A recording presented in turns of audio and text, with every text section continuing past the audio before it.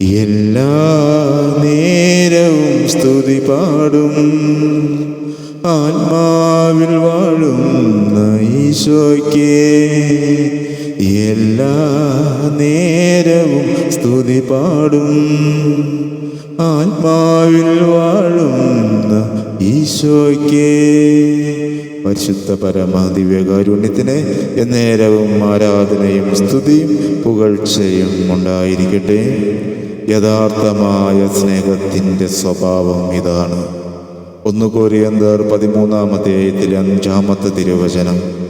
സ്നേഹം അനുചിതമായി പെരുമാറുന്നില്ല, മറ്റുള്ളവരെ അപമാനിക്കുകയോ വേദനിപ്പിക്കുകയോ ചെയ്യുന്നില്ല. സ്നേഹം സ്വാർത്ഥം അന്വേഷിക്കുന്നില്ല. സ്നേഹം സ്വന്തം ലാഭം മാത്രമല്ല, മറ്റുള്ളവരുടെ നന്മയും കാണുന്നു. സ്നേഹം കോപിക്കുന്നില്ല, ചെറിയ കാര്യങ്ങൾക്ക് തീ പൊള്ളുന്ന ഹൃദയവുമല്ല. ക്ഷമയുള്ള മനസ്സാണ് സ്നേഹം. സ്നേഹം വിദ്വേഷം പുലർത്തുന്നില്ല, തെറ്റുകൾ കണക്കിൽ കൂട്ടി വയ്ക്കാതെ ക്ഷമിച്ചു വിടുന്നു. പ്രിയപ്പെട്ടവരെ, ഇത്തരത്തിലുള്ള സ്നേഹം മനുഷ്യനിൽ നിന്നല്ല, ദൈവത്തിൽ നിന്നാണ്. ക്രിസ്തുവിൽ നാം അനുഭവിക്കുന്ന സ്നേഹമാണ് നമ്മെ ഇങ്ങനെ ജീവിക്കുവാൻ ശക്തരാക്കുന്നത്. ദിവ്യകാരുണ്യനാഥനായ ഈശോയെ, എൻ്റെ ഹൃദയം നിൻ്റെ സ്നേഹത്താൽ നിറയ്ക്കണമേ. ഈശോ, നിൻ്റെ സ്നേഹം ഈ മക്കളിലേക്ക്, നീ ശുശ്രൂഷയിലേക്ക് കടന്നു വന്നിരിക്കുന്ന ഓരോ മക്കളിലേക്ക് പറ്റാത്തുറവയായി ഒഴുകട്ടെ എന്ന് പ്രാർത്ഥിക്കുന്നു.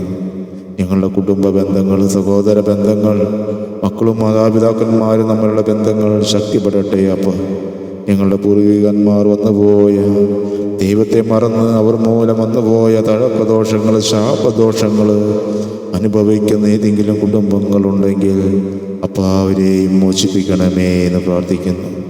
നിരാശയിൽ അമർന്ന് ആത്മഹത്യ ചിന്തയിൽ കൂടി കടന്നു പോകുന്ന മക്കളിലേക്ക് ഈശോയുടെ കരം നീളുന്നു.